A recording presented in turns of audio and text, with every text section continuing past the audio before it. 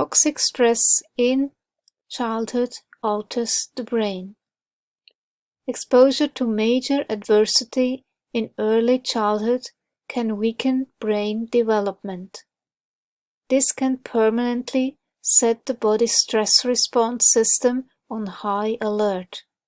A stable, nurturing environment can prevent these responses and outcomes for learning, behavior, and health. Trauma-informed care, understanding the many challenges of toxic stress.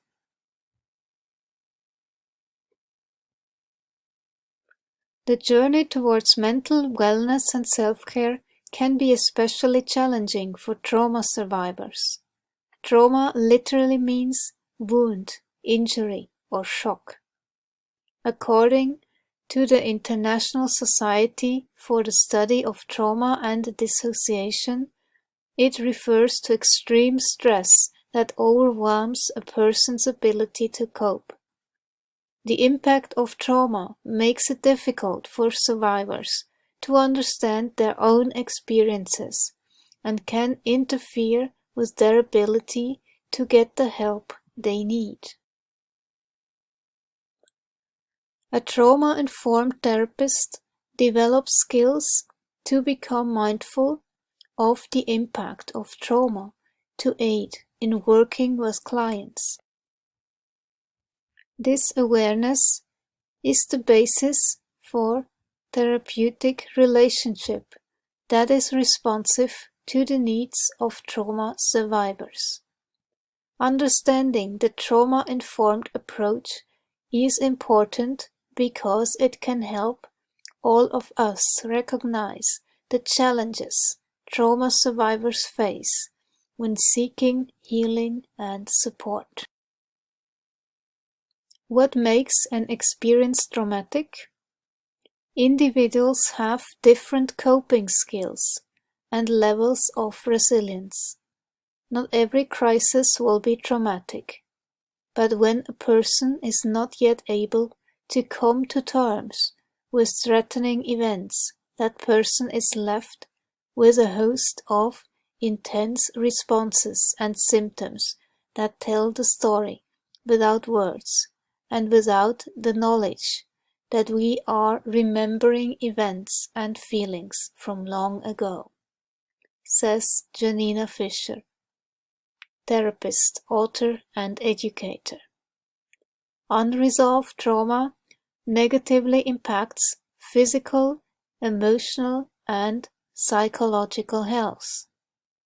The survival response system may become chronically activated, resulting in long-term feelings of alarm and danger, tendencies to flee or fight under stress, debilitating feelings of vulnerability and exhaustion, or an inability to assert and protect ourselves, explains Fisher. A study of adverse childhood experiences (ACEs) among 17,500 adults found that childhood trauma dramatically increased the risk for 7 out of 10 of the leading causes of death in the United States, says Dr. Nadine Burke-Harris, TED speaker and founder of the Center for Youth Wellness.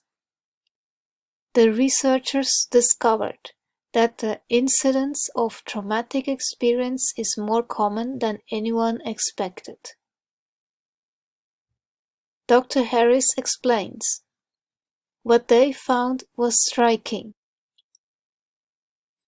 There was a dose-response relationship between ACEs and health outcomes. The higher your ACEs score, the worse your health outcomes. Beyond stress and anxiety, stress affects on the body and how you can manage it.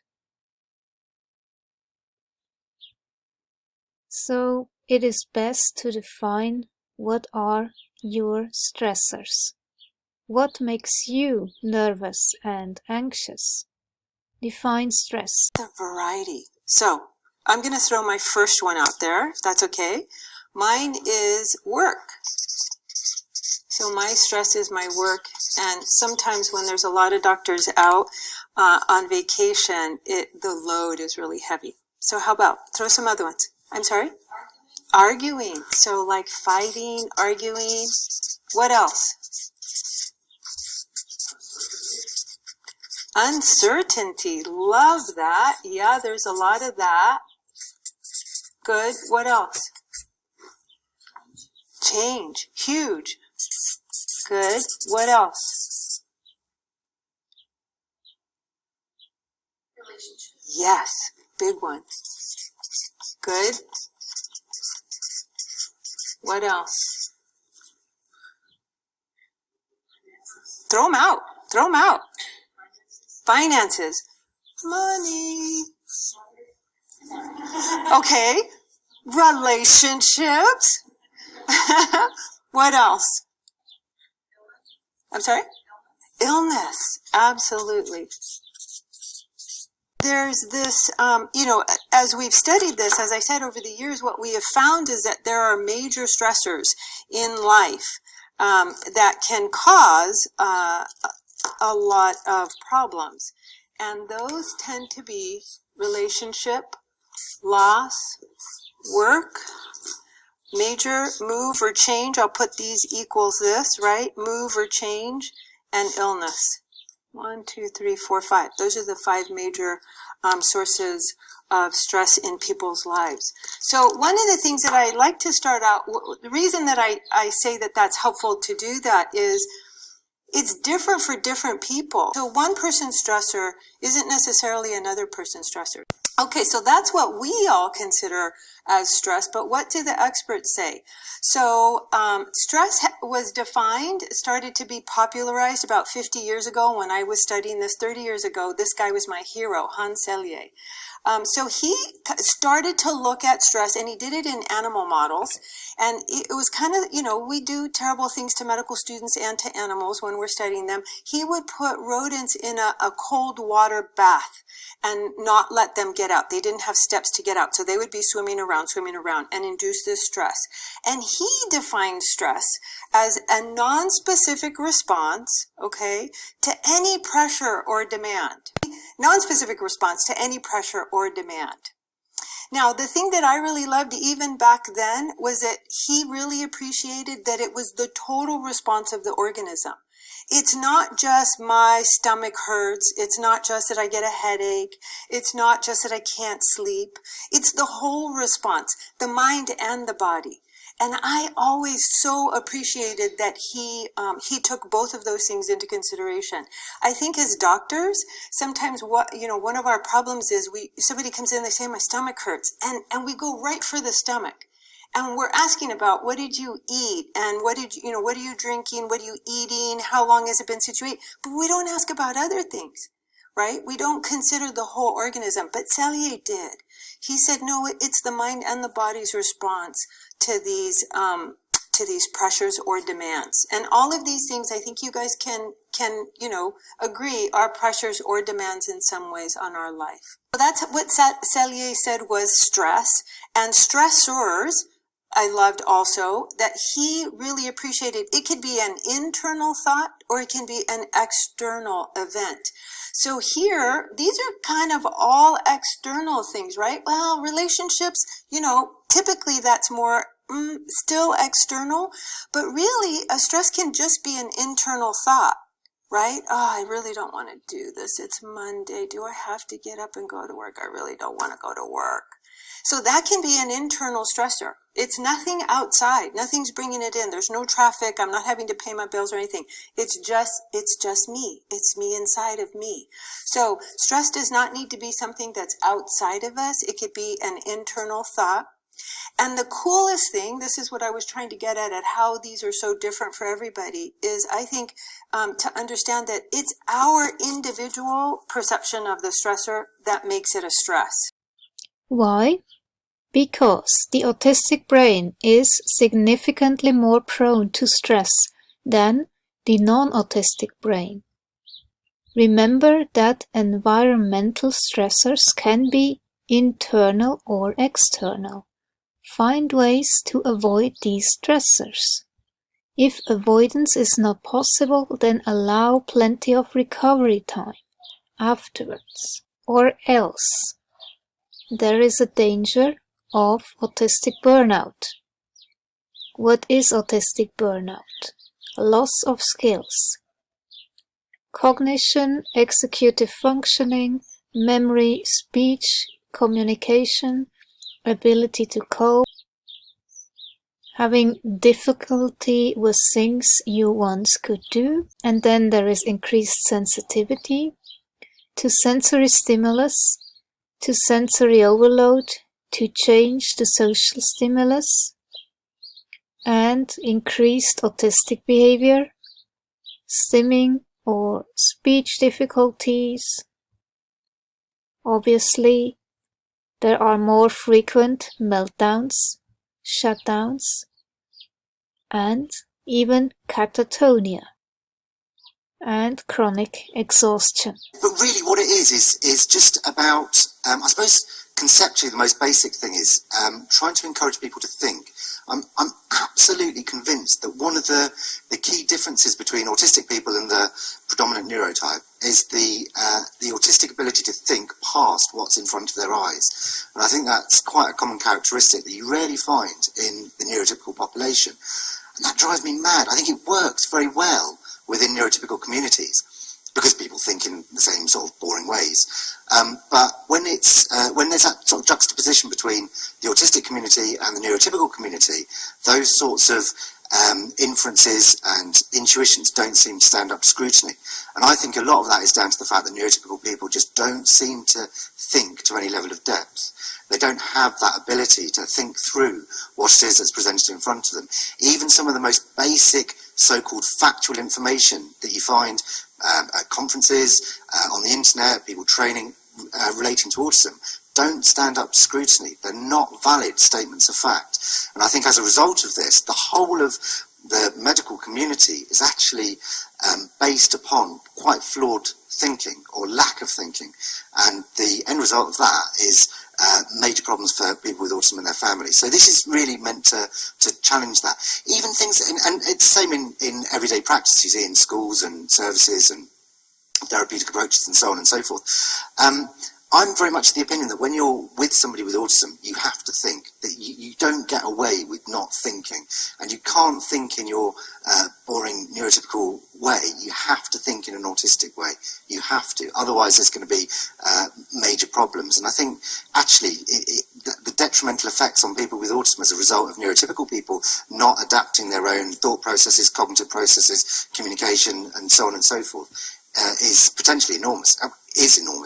And yet neurotypical people don't think far enough. They just stay within their own neurotypical boundaries and think, oh, well, actually, that works for me, that works for neurotypical people, so therefore I'm going to force that onto the person with autism. And then they're the ones in the wrong when they haven't come up with an appropriate solution the next time round.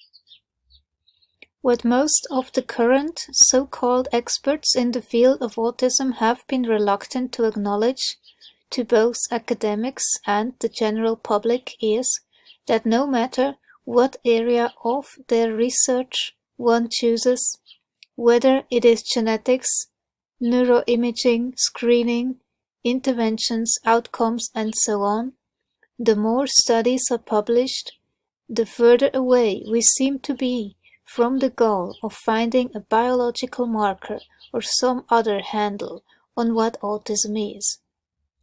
To account for an increasing list of disparate results, their answer has been to develop ever more complicated theories and attempts to appeal to the logic that we are not finding clear answers because it's complicated, and therefore we need more money to do more research. These recurrent failures of any visible progress in academic attempts at discovering what autism is serve to obscure a simpler and more likely possibility. that the reason science is not uncovering what autism is because it doesn't exist at the biological level. If, as seems likely, this is the case, then autism can only be understood through examining it as a socially, culturally produced phenomenon. A biomedical model of autism first emerged in the 1940s and is premised on the view that autism is a cognitive disorder, disability, a deficit model. More recently, a different model of understanding autism has emerged. This is the view that autism is a different way of being, difference model, as the result of differently wired brains. The deficit model advocates for research into the biological basis and treatment of the disorder, whereas a difference model suggests that people who identify with the label of autism are a minority group who organize around their biological citizenship, and as such should have equality of rights, similar to those of other marginalized groups, such as by race, class, and gender. And it's things like that that I think are so extraordinarily detrimental to the autistic population, and they're the ones that then end up getting the blame. That very, very, very basic level, for years, society's got it wrong, completely wrong. And I think this, the year in, year out of thinking that is based on this kind of house of cards that is not substantiated is hugely problematic for the population. Hugely problematic. The whole thing about traits. I've got pets at home. If I was to go home this afternoon and Sandy was to come up, or Sandy Pancake Waggy Eyes to give her full title, and she's bouncing around. So, oh, hello, Sandy. Oh, crikey, you've got you're a furry quadruped with a tail. I think you've got cat traits. I've just noticed.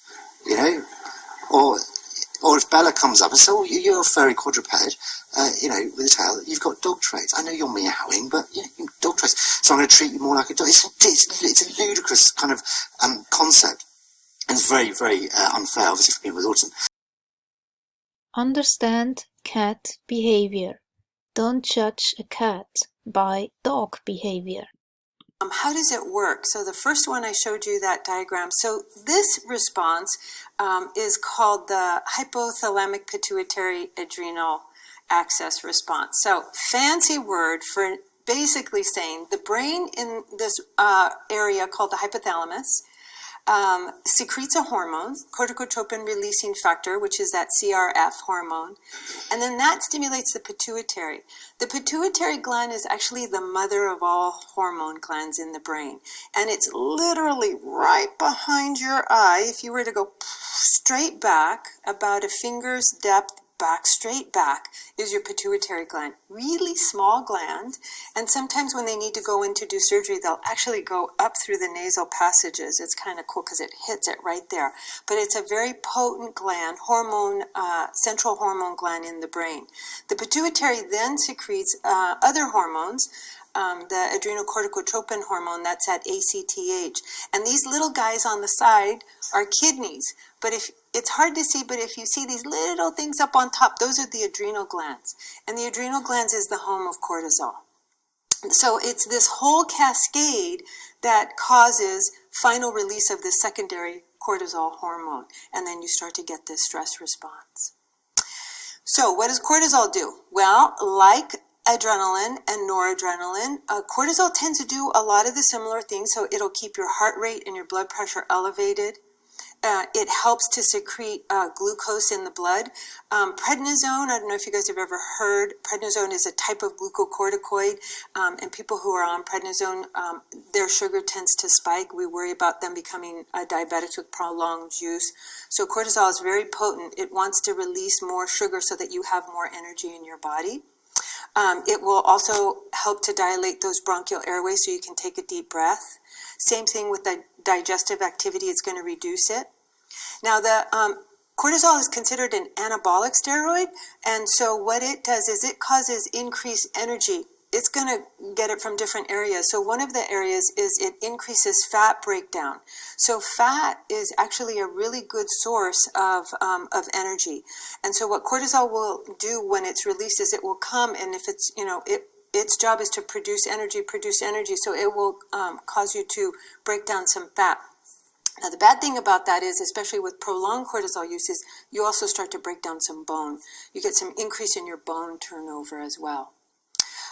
Now, this is my area of particular interest in that cortisol is also been shown to be related to increased inflammation. So what do I mean by inflammation? It's swelling. If you think about when you've cut yourself or when you've been bitten by a spider and you get like really red really fast, those are types of allergic responses, or sorry, not allergy, but inflammation. Allergy is a little bit different. If you think, this actually makes sense. If you think about the lion, right, and you're running and you're out in the woods and you step on something, you want to be able to mount an inflammatory response, right? You want to protect yourself from infection. Now let's take this slower response. Let's say that same analogy, but now you're hunting. And you're going to go out hunting back in the day, and you're going to have to hunt for like 8 or 10 hours. And you're going to, be out there all day long. If you're out the first 2 hours and you step on something, you have to be able to mount an inflammatory response so that you can keep going. That inflammatory response is going to protect you from getting a more serious infection. And so it's going to help you initially. So initially with our stress response, we have increased inflammation, and that's good. And I'm making a point of that because we're going to talk about when good goes bad a little bit later. You also have increased arousal and focus. So whereas the first one, the epinephrine and the norepinephrine, is more like, I got to get out, and that's all you can think about. I got to get out. This one is more, okay, I have to pay attention. Some people say, who are procrastinators in the room? Who are procrastinators? Yes. Okay, so some of the thoughts about procrastination is that it causes this kind of a response in your body. And you're just a little bit more activated and attuned, and that helps with arousal and focus. So cortisol is the hormone that helps with that. And then it's interesting that cortisol is the one that we think is related to putting an emotion to the stress. So, oh wow, this was not a good thing. I don't want to procrastinate on this paper next year or on my next class. So that kind of a thought pattern is more cortisol. Remember that first one, it's all about fight or flight. I got to get out of there. I'm not thinking about if this is good or this is bad or how am I going to take care of this later. Not at all. All right, so the first response, again, we call it fight or flight. It's a sympathetic activation. It's release of epinephrine and norepinephrine, and it causes all those things that you think about if you think about a lion coming after you. Okay?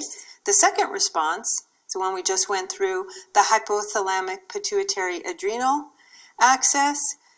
It's a slower response. It's a glucocorticoid, releases that cortisol, helps you have some emotion about the stressor, helps you kind of think about it a little bit. So that might be why people procrastinate and feel like they get that job done really well.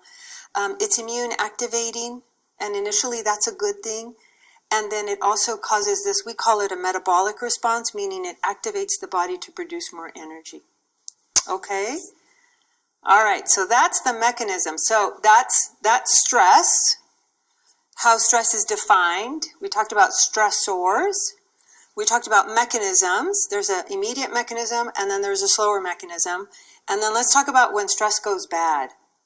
So there's a lot of things that happen with prolonged stress. So I always tell people, one of the things with the immune system is we were never meant to be in a chronic inflammatory state, like always turned on. So in terms of the immune system, with prolonged stress, we see lots of things go on. This first one is a decreased response to vaccines. So who gets their flu vaccine here? I know I do, or I have to wear a mask all year. Good, yeah, so a lot of people.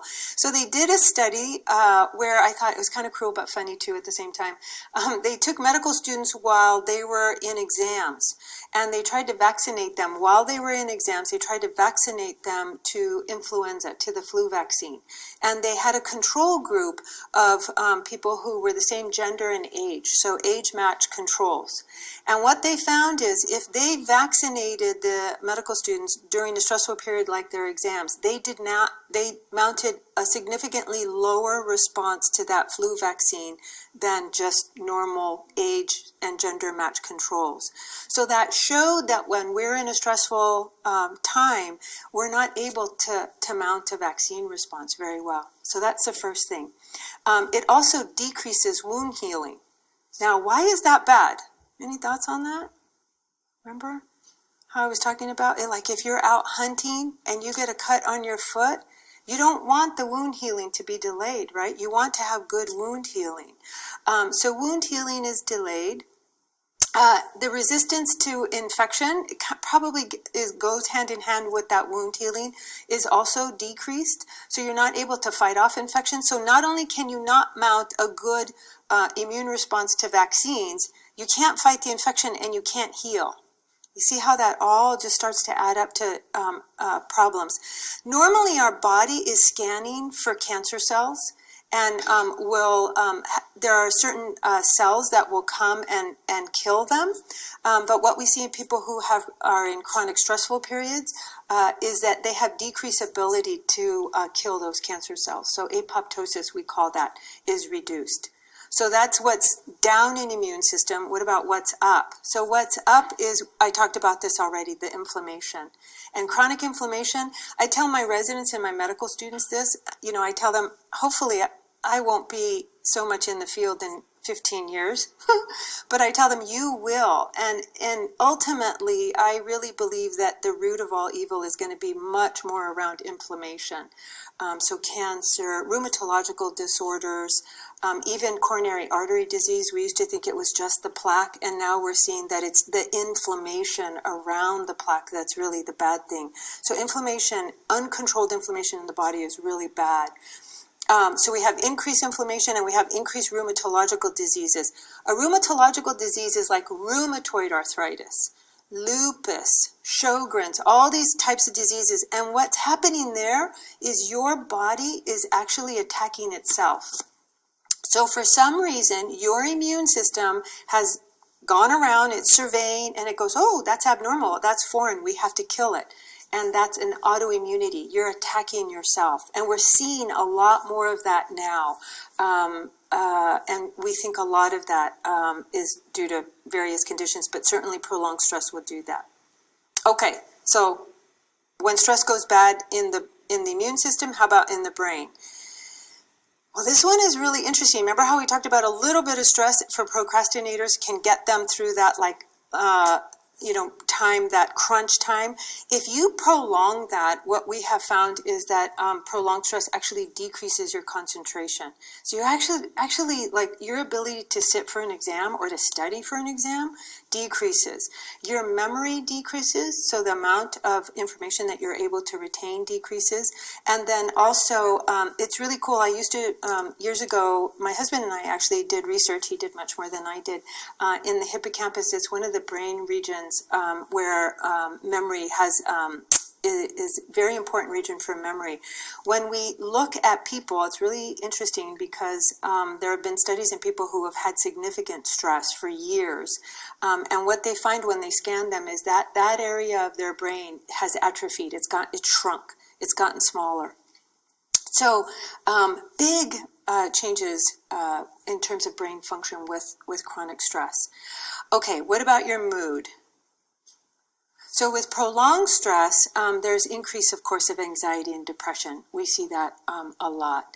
The one thing that I tell people also is PTSD is directly related to stress, right? I mean, the whole, by definition, people have experienced a traumatic event, a huge stressor, and that condition is directly attributable to a major stress. That's why I am saying, choose to see the whole elephant. You have the autistic brain and the tendency to be stressed way more easily. That's just how autistics are wired. And living in an environment that is designed by neurotypical people, meaning it's very noisy and there is constant input when you leave the house. So that alone is very stressful to an autistic brain. Therefore, obviously, the tendency to develop PTSD as direct consequence of toxic stress. It's very likely.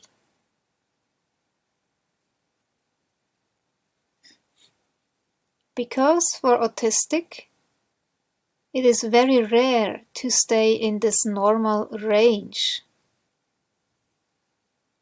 of arousal. But also in terms of mood, your sleep is affected. People will have insomnia.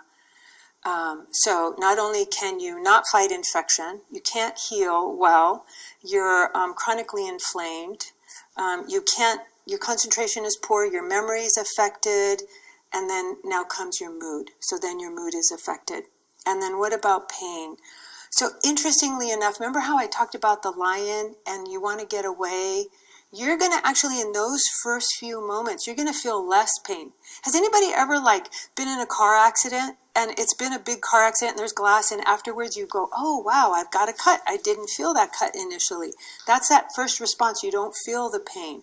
But people who are in prolonged stress, their pain perception actually increases. So I've had patients who have chronic pain who have come into me and they've said, I really want to try to get off my opiates, but their mood has really been, they've had a lot of anxiety, and I've said to them, we have to control the anxiety first. If we don't get a hold of the anxiety, or sometimes they'll have depression as well, I tell them it's going to be very difficult because as we wean down on the pain medicines, you're going to feel the pain more. And so the first thing that we do is actually work on the mood. Once the mood is nice and stable, then we start backing off on the opiates. Okay, so that's when stress has gone bad. To sum it up again, high cortisol will result in short-term memory, speech and sensory processing, mood and behavior regulation, planning and organizing will be impaired, making good judgments will be impaired, insomnia, meltdowns and shutdowns. So let's talk a little bit about when stress becomes anxiety. I tell people the analogy that I use is that there's this long-term stimulation of that brain system, that first one that we talked about, the sympathetic nervous system. And that causes a dysregulation. So what does that mean? And I use this analogy. Okay, there's all these cords here, right? And they all have these plugs. Well, if for some reason this wall got knocked out, right? There's a short in that electrical system. For whatever reason, that wall got knocked out. These electrical wires now have a short, and they're not firing normal, right? If there's a short in an electrical wire, it's not going to run normal. It's not going to run its normal circuit. We think that that's a similar analogy of what happens with prolonged stress. We feel like there's a neural net. We say there's a neural net in the brain. There's a certain firing pattern in the brain. And when people have prolonged or intense stress, and it's probably a combination of both, that neural net, that wiring in the brain gets changed. And now, instead of coming in and plugging this and I get my computer charged, I plug it in and my computer blows up because there's a short in the wall. There's a short in the wiring. So I tell people it's like that. It's like a room in your house had some structural damage to it, and now there's a short in that electrical system. So in brain terms, that neural net it's been altered. It's not flowing the same kind of normal neural net that we have. And instead of having significant amounts of these stressors come in, now you just have the thought of the stress, and it provokes that response, like the lion's coming after me. Does that make sense? I just have the thought of getting in my car and having to drive on the freeway. And now I have a release of those hormones of the lion coming after me, like I showed in that first slide. So that electrical circuit, that neural net in our brain has been changed with prolonged stress. That's what we think is happening. There's just this change in the way our brain is firing in this system. So when we talk about anxiety, I just wanted to also make sure that we were on the same page with that. So anxiety is considered, and it's an emotion, okay? It's an emotion by feelings of worry and tension. So it's not anymore a response to these things, okay? Oh, I'm sick, I feel bad. Now it's just the feeling without the illness, okay? That's where anxiety. But if you have one of these, what do you think it's going to do to the anxiety? Up. Oh yeah, right? Because we already said there's a short in that electrical wiring. So I'm already having that hormone release. But then you add this stimuli to it, and holy cow, that hormone release is really powerful. Okay? What is stressful for one person may not be stressful for another. But for autistics, the common ground is sensory overload.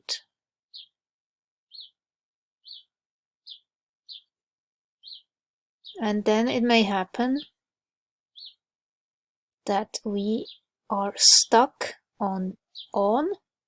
You feel anxiety, panic, hyperactivity, have exaggerated startle response, restlessness, hypervigilance, digestive problems, chronic pain, sleeplessness, and rage. During times of conflict or stress, most people experience symptoms such as increased heartbeat and breathing, agitation, difficulty in sleeping, tension, muscular jitteriness, racing thoughts, or perhaps an anxiety attack. Though not always indicative of traumatic symptoms, these signs are usually due to some form of hyperarousal. If hyperarousal, constriction, dissociation, and a sense of helplessness form the core of the traumatic reaction, then hyperarousal is the seed in that core. Generally, some traumatic symptoms are more likely to appear sooner than others. Other early symptoms that begin to show up at the same time or shortly after those above are hypervigilance, being on guard at all times, intrusive imagery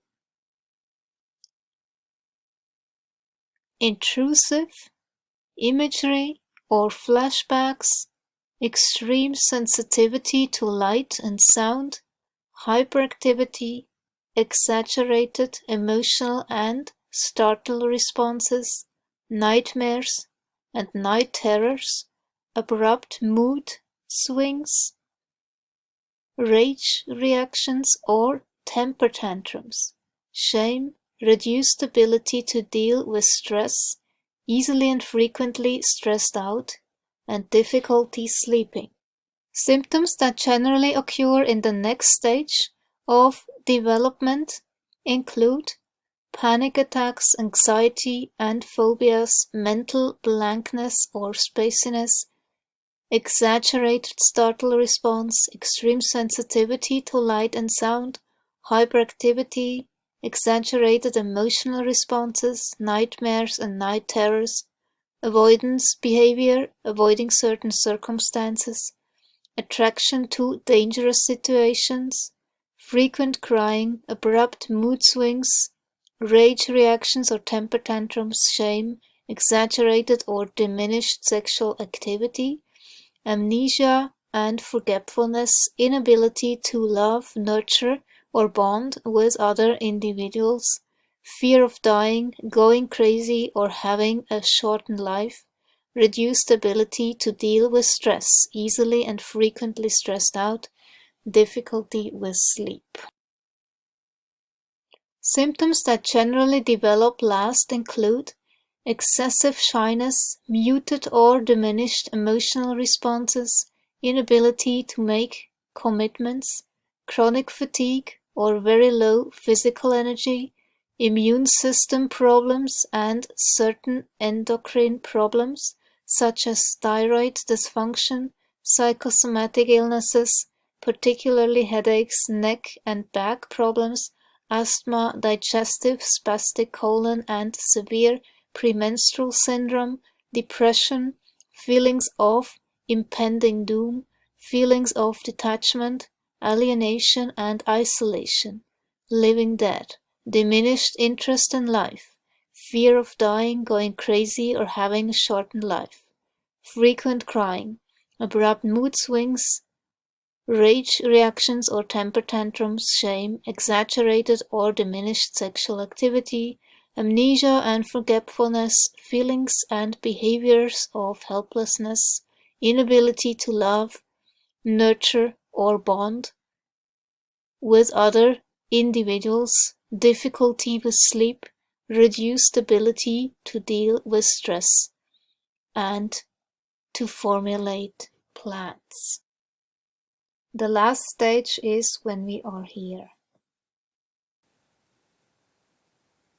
The way traumatic stress expresses itself in people on the spectrum is very different. But the result? Chronic illness. Chronic pain and health-related quality of life in women with autism and/or ADHD. Comorbidity with chronic pain is common in women with ASD and/or ADHD. Chronic pain is a common, complex, and challenging condition. Pain is considered chronic when persistent or recurrent for more than 3 months. So what can we do about it? As we know, work can be a big stressor. For autistics, it is about the sensory processing. To have the opportunity to work in an environment that suits an individual's sensory needs is as important to some people as a ramp allowing access is for a person in a wheelchair. For many individuals, it is a necessity, not a preference. To be forced into working in an unsuitable environment is not only discriminatory but hazardous to a person's mental well-being and emotional stability. It is incredibly difficult for many neurotypicals to have any understanding of the sensory needs of an individual, and almost as difficult to have any degree of acceptance. Partly, it is the invisible nature of sensory issues.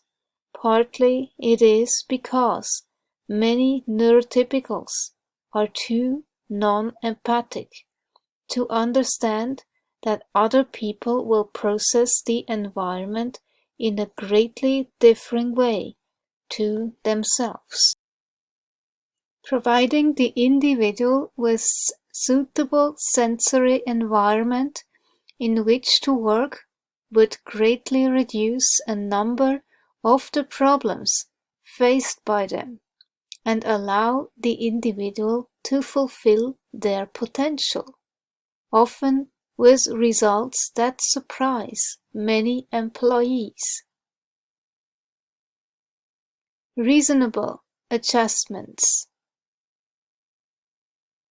It is now law that reasonable adjustments must be made by employees to ensure that individuals with autism are not discriminated against. Unfortunately, what constitutes a reasonable adjustment is fairly open to question, as so many people have a poor understanding of autism, or perhaps worse, think they have a good understanding simply because they have known one other person. It is likely that it will take time and effort to provide the right environment in which to work. Another problem, which can be a major one, is that some changes will not be around pragmatic environmental issues, but around the behavior of neurotypicals themselves. For some reason, this seems to be one of the most difficult things to change, despite the fact that it can become very clear that it is the neurotypical behavior that is causing the discrimination as much as anything else. When you don't feel acknowledged in your special needs, when you don't feel seen, this will certainly cause you a lot of stress, anxiety, and possibly PTSD and trauma.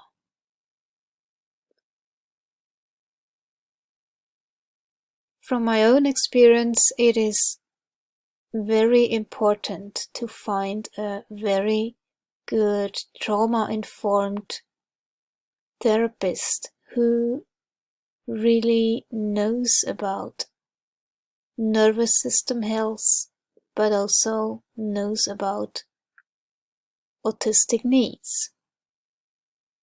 So what does a trauma-informed therapist do? A trauma-informed approach seeks an awareness of the widespread impact of trauma, recognizing its role in the outlook, emotions, and behavior of a person with a trauma history. Therapists need to use their education and awareness of the trauma-informed approach in their work with all clients, because so few people know about the after effects of unhealthy stress. A trauma-informed therapist is responsible for noticing and understanding how to help someone heal from adverse experiences, even when that person does not identify as a trauma survivor. At first priority, the biggest effort when starting trauma-informed care is the foundation of safety. If people don't feel safe here, nothing else is going to happen. Grounding and resourcing. The trauma-informed approach is about building a relationship first, and then developing grounding and resourcing skills. Grounding means you are able to stay mindful of the present place and time, and speak for your emotions without uncontrollably flashing back or reliving the trauma. Building a list of resources means becoming aware of the support and strengths available to you, inside and out. This is the strengths-based approach, which is part of trauma-informed therapy. You develop a list of your own skills and abilities, such as examples of your courage and persistence, and methods for self-soothing. and people you can rely on. You identify outside sources, understanding friends, family members, co-workers, and organizations you trust to support your healing and mental health. And I would say online groups, especially for autistics, can be really supportive too.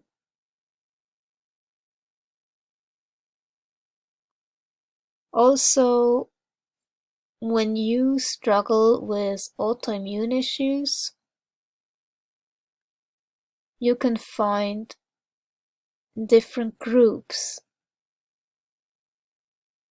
and they will definitely understand you and acknowledge your struggles, and maybe even offer some advice.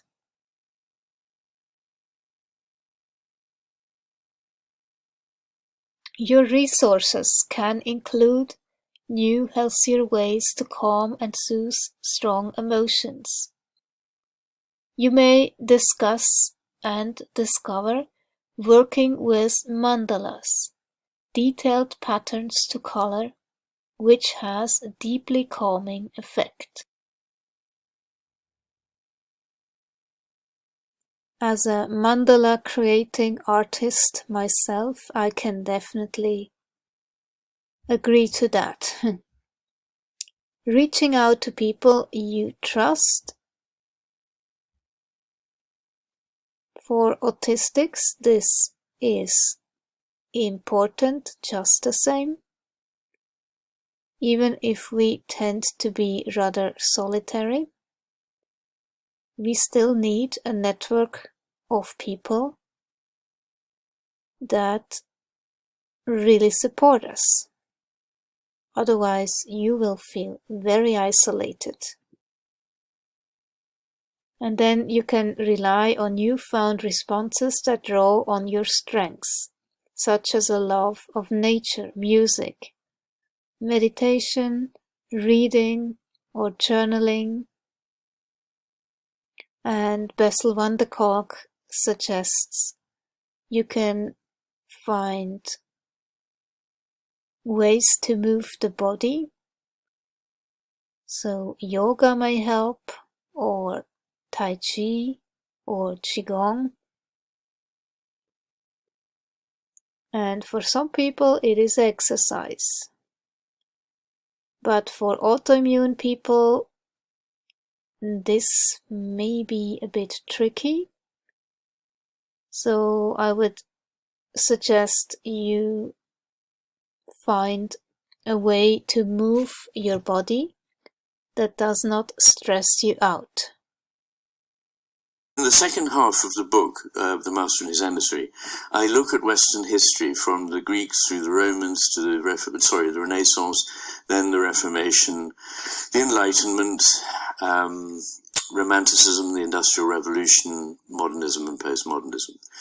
And that takes a while.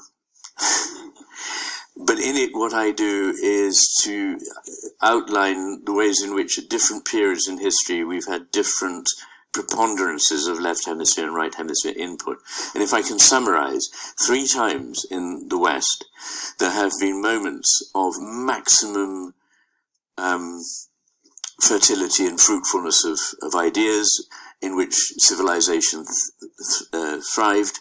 These were, roughly speaking, the 6th century BC in Greece, around the year dot, as we say, in Rome, the end of the Republic and the beginning of the Empire, and then the Renaissance in Italy, France, and so on.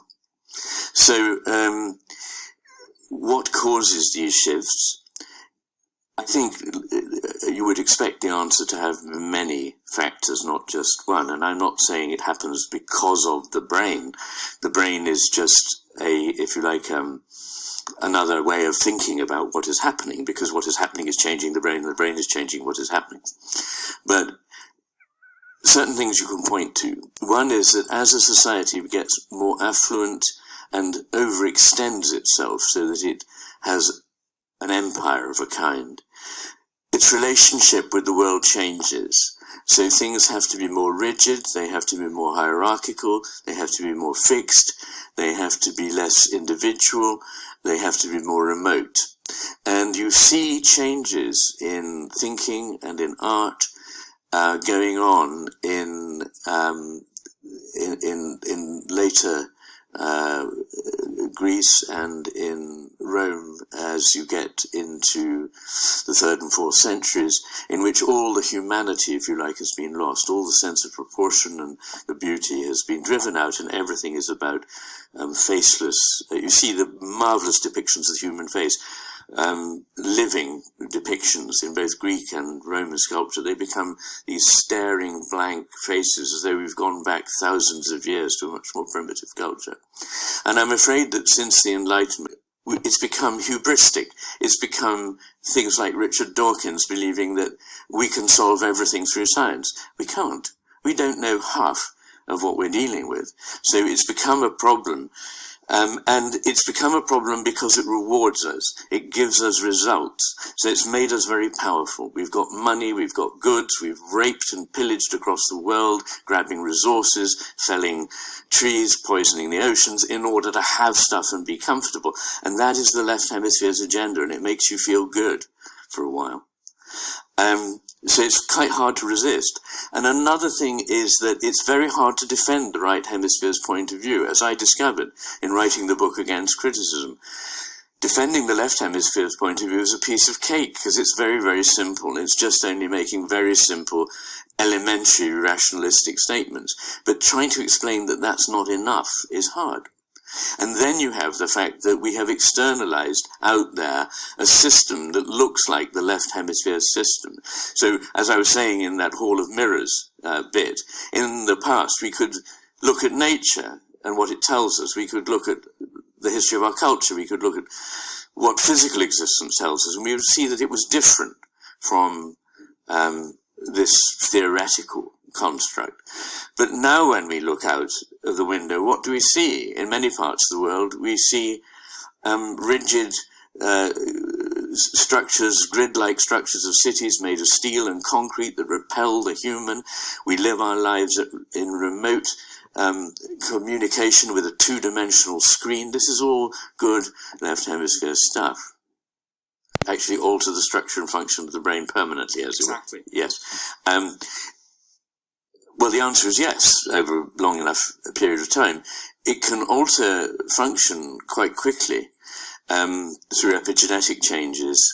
And we used to think that these things would take much longer than we now know they do, because we know lots of ways in which changes can happen faster and can be substantially transmitted from generation to generation.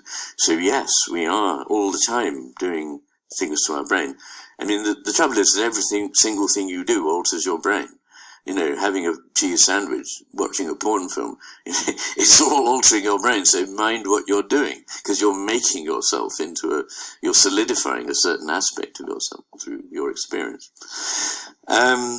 So I suppose then people say, so what do we do about it? And the gentleman behind you asked me that in a way. Of course, that's a very, very big question.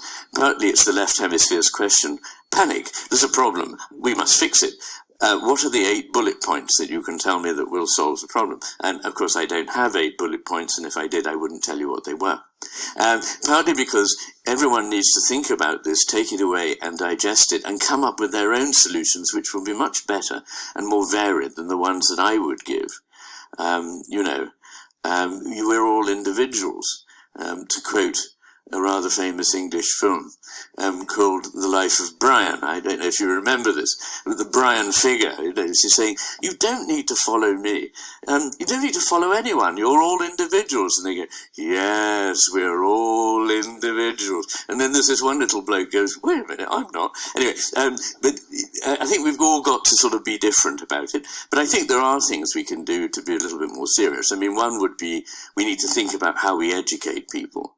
And at the moment, it's very technical and rigid and about shoving things into people rather than what education is about, which is about bringing things out of people and making them grow.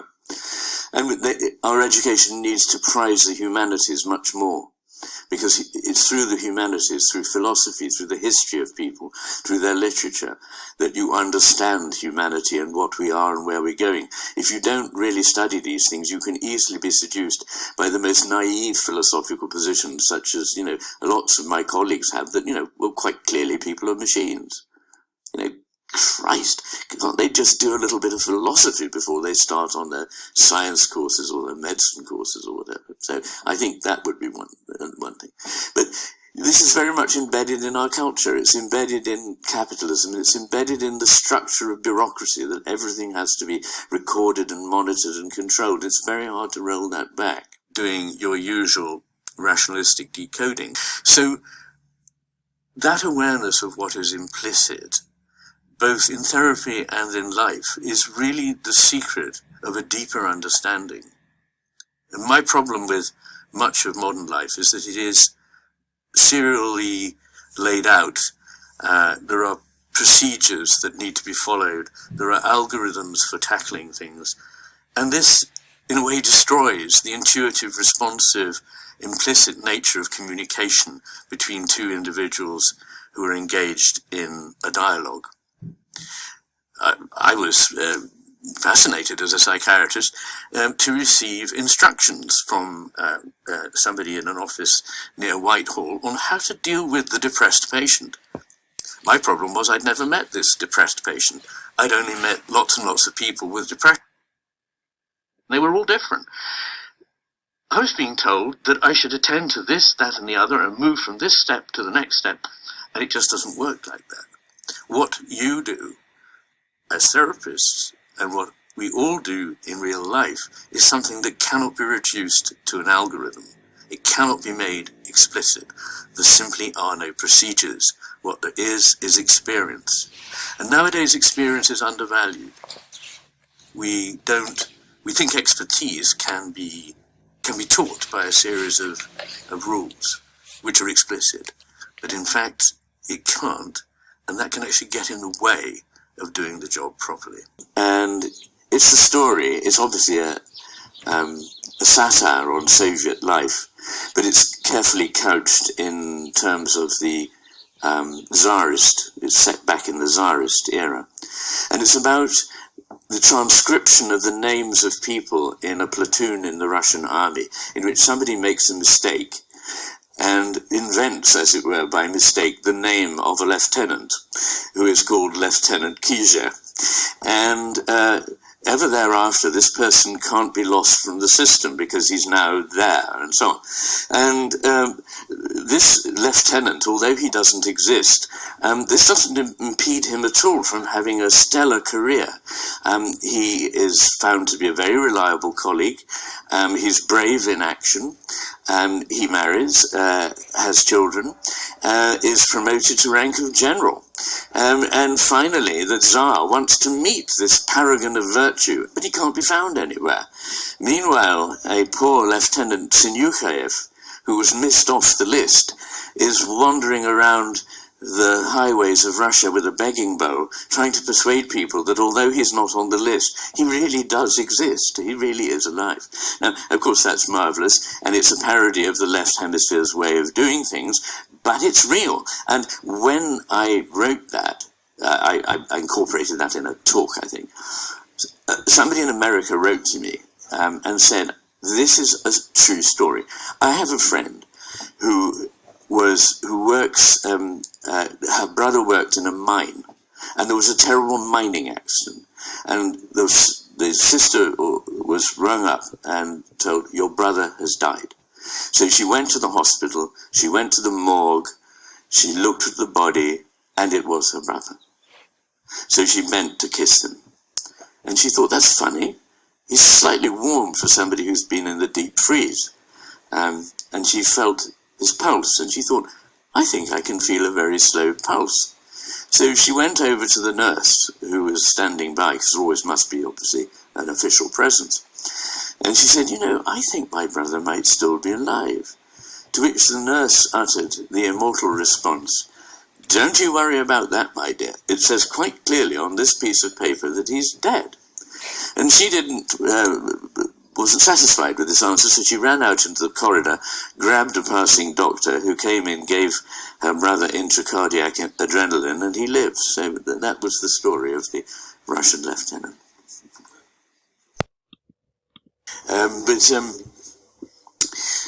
Thank you for that. What do I think about whether there's hope? I call myself a hopeful pessimist, by which I mean, looking at it, it doesn't look good.